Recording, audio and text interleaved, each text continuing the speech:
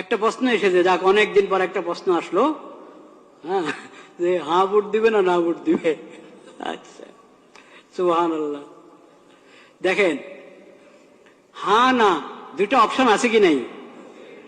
Option যখন দুইটা আছে, এখন সবাই তো বলছে, সরকারও চাচ্ছে হাতে ভোট দেওয়া হোক, হাতে ভোট দিলে দেশের ফায়দা হবে, নাতে ভোট দিলে দেশের উন্নতি বাধাগ্রস্ত হবে। সরকারও বলছে হাতে দিলে দেওয়া উচিত, উৎসাহ দিচ্ছে। অনেক দলকে দিয়ে বলানো হচ্ছে, বা অনেক দল নিজেরাও স্বতঃস্ফূর্ত বলছে হাতে ভোট দেওয়া হোক। কিন্তু অপশন যখন দুইটা আছে, এর মানে নাতে ভোট দেওয়ার অধিকার আছে কি নাই? আছে, নাহলে তো আর দরকার নেই ভোটের। হ্যাঁ না দুইটা যখন আমাকে দেখাচ্ছেন যে হাতে ভোট দাও বা নাতে ভোট দাও, এর মানে অধিকার দেওয়া আছে সরকারের পক্ষ থেকে। আপনি নাতেও দিতে পারেন, হাতেও দিতে পারেন। নাতে দিলে এটা অপরাধ হবে না, দণ্ডনীয় অপরাধ হবে নাকি নাতে দিলে? তাহলে আর হ্যাঁ না দুইটার ভোট অপশন রাখলো কেন? আপনি বুঝতে হবে আপনি কি করবেন।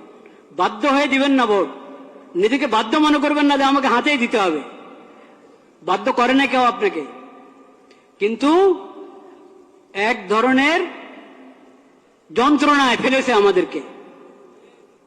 নির্বাচন কমিশন হোক, সরকার হোক, বিদেশিরা হোক, আমাদেরকে এক ধরনের কিসের মধ্যে ফেলেছে?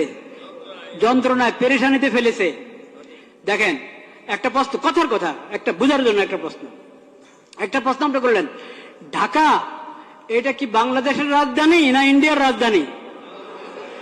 টিক চিহ্ন দিবেন, আপনি হ্যাঁ বা না বলবেন। কি বলবেন? হ্যাঁ। ঠিক আছে,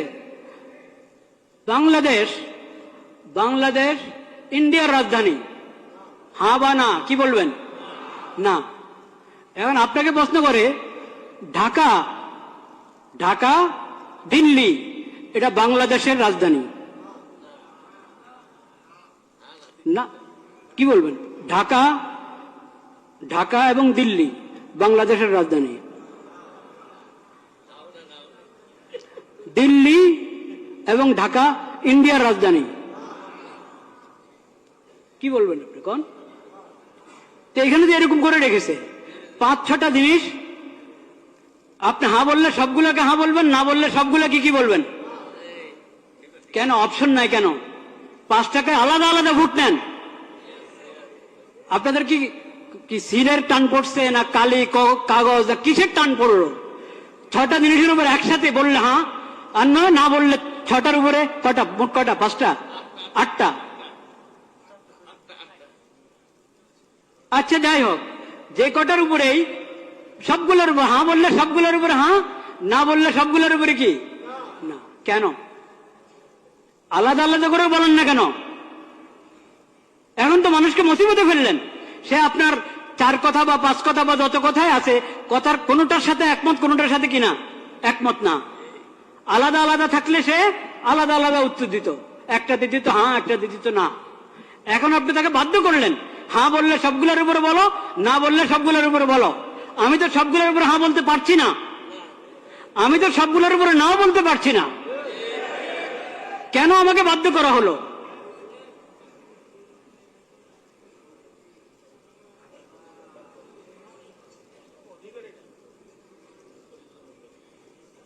একটা পেরেশানি, একটা যন্ত্রের মধ্যে ফেলা হলো জাতিকে। ভোট দিলে সবগুলোর উপরে হ্যাঁ বলো, আর না বলতে হলে সবগুলোর উপরে না বলো। কিন্তু আপনারা ভয় পাবেন না, হার মধ্যে যেহেতু অনেক অন্যায় কথা আছে, আপনি বুঝে শুনে ভোট দেন। এই কথা কখনো ভাববেন না, এসব প্রতারণাতে আসবেন না যে নাতে ভোট দিলে দেশের উন্নতি রুখে যাবে, দেশের উন্নতি বাধাগ্রস্ত হবে, কখনো না। দেশের কিসমত যদি ভালো হয়, জনগণের কিসমত যদি ভালো হয়, শাসকদের যদি নিয়ত ভালো হয়, তাহলে না ভোট, সবাই নার মধ্যে ভোট দিলেও দেশের উন্নতি চলতে থাকবে ইনশাআল্লাহ। আর যদি নিয়ত ভালো না থাকে, কিসমতও ভালো না, নিয়তও ভালো না, এমন যদি হয়, তো সবাই হাতে ভোট দাও, কাজ হবে না, কাজ হবে না। ভোট একটা আমানত, ভোট একটা আমানত, এটাকে বুঝে শুনে ব্যবহার করেন। এটা অধিকার, এই অধিকার, ভোটের অধিকার একটা আমানত, এই অধিকারকে বুঝে শুনে ব্যবহার করেন, চিন্তা ফিকির করেন, আল্লাহর কাছে দোয়া করেন, আল্লাহ আমি যাতে সঠিক ভোট দিতে পারি সেই তৌফিক আমাকে দান করেন। এটা তামাশার বিষয় না। প্রতারিত হয়ে বাধ্য হয়ে ভোট দিবেন না, লোভে পড়ে ভোট দিবেন না, চিন্তা ভাবনা করে, এবং এটার জন্য দোয়া দুরূদ পড়েন, সালাতুল হাজত পড়েন, অভিজ্ঞদের সাথে মশওয়ারা করেন, নেককার দিনদার মানুষের সাথে মশওয়ারা করেন। শুধু নামের ভিত্তিতে আপনি ভোট দিলে হবে? শুধু মার্কার ভিত্তিতে ভোট দিলে হবে? শুধু মনোগ্রাম দেখে ভোট দিলে হবে?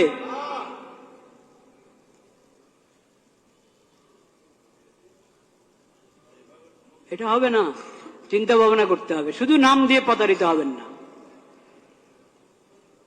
ইসলামের নাম ব্যবহার করা হচ্ছে, অনেক দলে ইসলামের নাম ব্যবহার করেছে। তারপর এখন আপনি বলবেন ইসলাম, যেহেতু ওনারা ইসলামের নাম নিয়ে রাজনীতি করছে, ইসলামের নাম নিয়ে ভোটে দাঁড়িয়েছে, নির্বাচন করছে, তাহলে চোখ বন্ধ করে ওদেরকে ভোট দাও। এই কথা বলার সুযোগ নাই, এই কথা বলার সুযোগ নাই। কারণ ইসলামের নাম ব্যবহার করছি আমি, আমার দলের মধ্যে ইসলামের নাম আছে, কিন্তু ইসলাম আসলে কি আমি ইসলাম বাস্তবায়ন করার জন্য মানুষের প্রতিনিধি হতে যাচ্ছি? ভোট দিয়ে মানুষের কাছে চাচ্ছি ইসলামের প্রতিনিধিত্ব করার জন্য সংসদে গিয়ে? সেটা আমি, আমার নিয়ত আছে কিনা, বা আমি পারবো কিনা, বা আমি দল হিসাবে ইসলামের সঠিক ব্যাখ্যা গ্রহণ করি কিনা, ও সবকিছু দেখার আছে। একটা ইসলামী দল তার ইশতেহার পড়ে দেখেন, সেকুলার দলের ইশতেহার যেমন হয় ওই দলের ইশতেহারও তেমন। ওই ইশতেহার তো বড় কিছু না, আসলে ইশতেহার তো আসলে বড় কিছু না যে শুধু ইশতেহার দেখেই কাউকে ভোট দেওয়া যায়। কিন্তু তারপরেও এটার কিছু না কিছু মূল্য তো আছে, নাহলে সবাই ইশতেহার ছাপে কেন? তো ইশতেহার, আমি ইসলামের কথা বলি কিন্তু আমার ইশতেহার পুরো একটা সেকুলার দলের ইশতেহার মতো মনে হবে আগাগোড়া পড়লে। তো এই জন্য আমি বলছি শুধু ইসলামের নাম, এই কারণে চোখ বন্ধ করে ভোট দিবেন না। আর দলের মধ্যে ইসলামের নাম নাই, শুধু এই কারণে তাকে বলবেন না যে এর ভোট দেওয়াই যাবে না। এখানে বিবেচনার অনেক কিছু আছে। এটা তো দুঃখের বিষয় যে আমরা, আমাদের কাছে ইসলামী খেলাফত ব্যবস্থা নাই। ইসলামী খেলাফত ব্যবস্থা কায়েম করার জন্য কেউ উঠে দাঁড়াচ্ছে না। এটা তো দুঃখের বিষয়, কষ্টের বিষয়। সেই কষ্ট তো আছে, সেই ব্যথা আছে, সেজন্য আমরা ব্যথিত। কিন্তু এখন যারা যারা এই মানবিক দেশ, নিরাপদ দেশ এবং মানবিক দেশ গড়ার জন্য যাচ্ছে, তারা মানবতা কি দিয়ে করবে, প্রতিষ্ঠা করবে?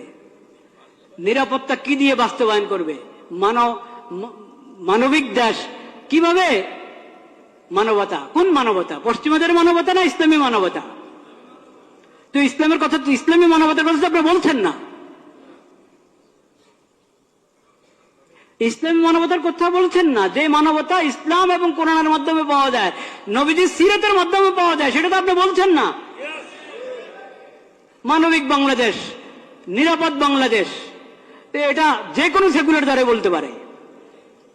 এই জন্য শুধু মনোগ্রামের মধ্যে কোন আয়াত লেখা আছে, শুধু মার্কাটা আরো আকর্ষণীয়, দলের নামটা আকর্ষণীয়, এই কারণে প্রতারিত হয়ে, প্রভাবিত হয়ে ভোট অধিকার ব্যবহার করবেন না। ভোট অধিকার ব্যবহার করতে হলে আপনাকে অনেক চিন্তা ভাবনা করতে হবে, অনেক দোয়া করতে হবে আল্লাহ দরবারে, আল্লাহ আমাকে সঠিক ফায়সালা করার তৌফিক দান করো। আর বিশেষভাবে আমি আগেও বলেছি এই দোয়া করেন, এবং এখনো বলছি দোয়া করেন। সেই দোয়া হলো, আল্লাহ যার অন্তরে আপনার ভয় নাই, যাদের অন্তরে আপনার ভয় নাই, আখিরাতের হিসাব দেওয়ার চিন্তা নাই, আপনার মাখলুকের প্রতি যাদের অন্তরে দয়া মায়া নাই, আল্লাহ তাদের হাতে দেশের ক্ষমতা দিয়েন না।